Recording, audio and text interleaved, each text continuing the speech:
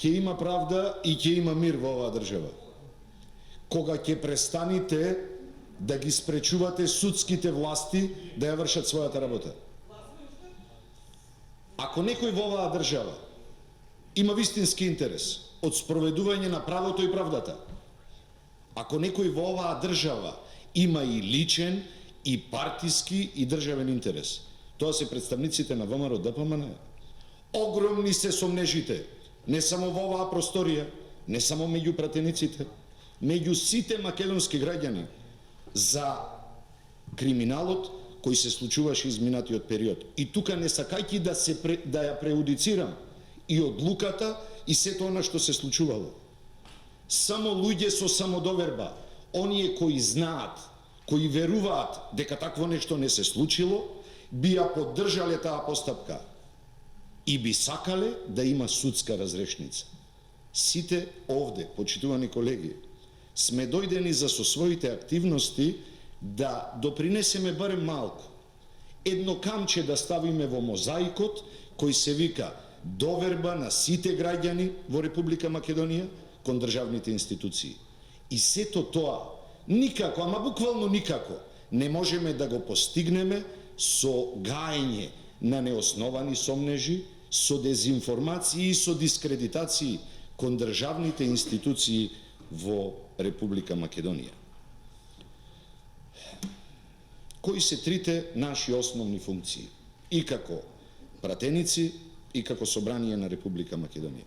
Законодавната, представничката и контролната. Никаде ја нема судската. Смешно е, дрско е да се обидуваме да влегуваме во толкување на судски одлуки, да ги преудицираме нивните решенија. Однапред да се сомневаме во сето она што би можело да се случи и што би можело да се направи. Ние во овој момент зборуваме за еден наш колега и јас воопшто, ама апсолутно не би сакал нештото да го зборувам на лична основа. Не сакам да зборувам и за меѓусебната почит и за вистинскиот меѓусебен наш однос. Меѓутоа, сето тоа треба да го тргнеме настрана.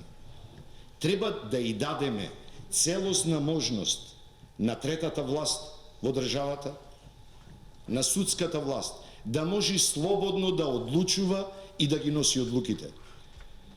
Почитувани колеги, и ова стварно го зборувам, почитувани колеги од опозицијата, мислам дека денеска ја сгрешивте темата.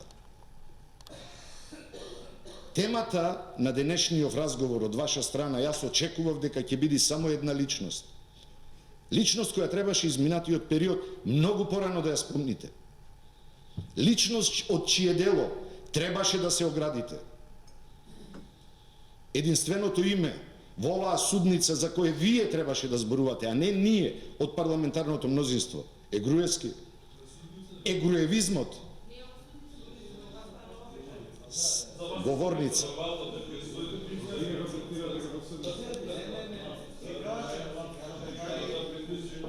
Ако вие го третирате така, тогаш и лапсусот можете да го представите на таков начин. Ама тоа е ваше. Она што вие требаше да го направите прво и иницијално е оградување од груевизмот.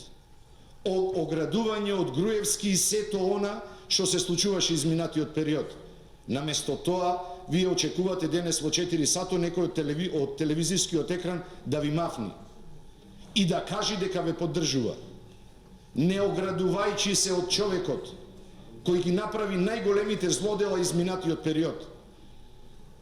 Вие всушност ја покажавте поддршката, не сваќајќи дека со своите дела, со своето бегство, тој најмногу штета ви нанесе вам, на вашата политичка партија и на сите негови поддржувачи. Штама е во просторијава. За Груевски треба да се зборува. Само со откажувањето од него. Зошто рецидивите на сето она, сите сомнежи кои вие ги спомнувате во овој момент, сето она што се зборува, всушност е поврзано со делот на неговото владење. И баш заради тоа, Убеден сум дека е исклучително е важно да се оградите од човекот што ве остави на цедило. Човекот со чија постапка ги предизвика сите понатамошни сомнежи во однесувањето на секој од нас, во човечкото однесување, во парламентарното однесување, како напратеници на секој од нас овде. Чим можеше тој тоа да го направи, може секој од нас. Тоа оградување беше потребно и само еден или една поранешна авторитет од вашата партија директно кажа и се огради. Ама тоа не е доволно. Сите заедно, буквално сите заедно, можеме да го постигнеме тоа, ама треба да почне од вас. Спомнат беше во денешните дискусии Робеспиер и Француската револуција. Колеги, револуционерната правда по начинот на ваше функционирање многу повеќе ме потсеќа на Жозеф Уше од тоа време, отколку на Робеспиер. И немојте да го спомнувате само заради неговата левичарска провиненција и сето она што го направи за време на Француската револуција. Денеска зборувавте и за некакви 2-3 милиони евра понудени пари за одлука за гласање, за амандманите во Уставот. Она што јас, почитуван колега, се сеќавам, а верувам дека и македонската јавност се изјавите на добар дел од вас вечерта пред гласањето за отворање на Уставот. Простете, уште ова реченица. Изнесени во говорот на колешката. Пред зградата на ВМРО, во која сите имаја кажано дека никој нема примено никаква непристојна понуда.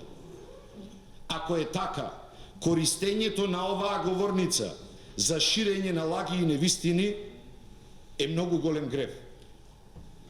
Еве ја имате говорницата. Дајте лично оној кој примил таква понуда, нека ја кажи понудата и нека кажи од кого. Немој да зборувате слушнавме еден пратеник кажа нешто такво. Сето тоа е само збунување на македонската јавност, ширење на невистини и буквално желба да се спречи работата на независна власт во Република Македонија, каква што е судската. Ви благодарам. Благодарам. Колега? Контрареплика, колешка? Повелете.